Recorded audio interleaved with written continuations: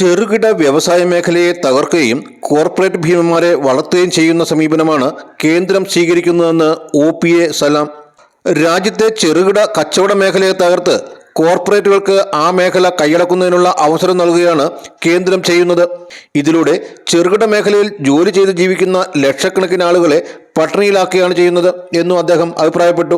Vaikom town north local സമ്മേളനം വൈക്കത്ത് ഉദ്ഘാടനം ചെയ്ത് സംസാരിക്കുകയായിരുന്നു അദ്ദേഹം.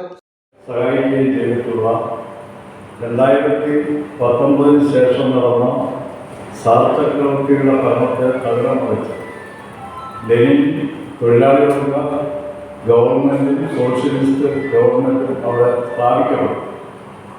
അപ്പോൾ അതിൻ്റെ സുഖങ്ങളെല്ലാം ഇന്ത്യയിൽ അനുഭവിച്ചതാണ്, മറ്റു പല രാജ്യങ്ങളും അനുഭവിച്ചു. അതാകെ താറുമാറായി തകർക്കപ്പെട്ടിരിക്കുന്നു.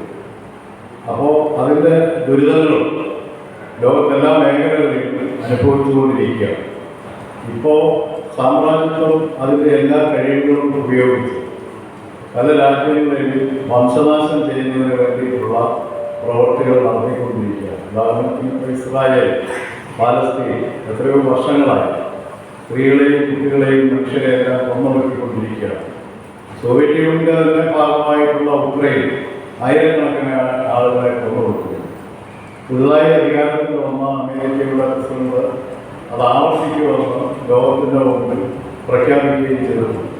അപ്പോൾ ഇങ്ങനെ ലോകത്താകെ മനുഷ്യരെ വംശനാശം ചെയ്യുന്ന, സമ്പത്തിൻ്റെ പേരിൽ വംശനാശം ചെയ്യുന്ന പ്രവണത കൂടി വരികയാണ്. KE മണിയപ്പൻ, TS സുരേഷ് ബാബു എന്നിവർ അടങ്ങുന്ന പ്രസീഡിയം സമ്മേളനം നിയന്ത്രിച്ചു.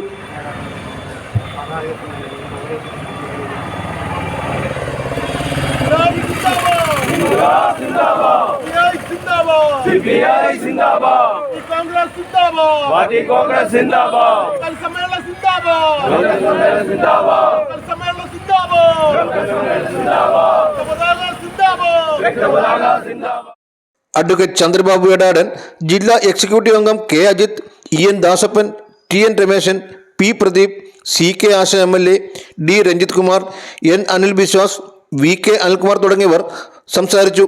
സമ്മേളനത്തിൽ സെക്രട്ടറിയായി അഡ്വക്കേറ്റ് ചന്ദ്രബാബു എടാടനെ തെരഞ്ഞെടുത്തു. Vision news, Vaikom.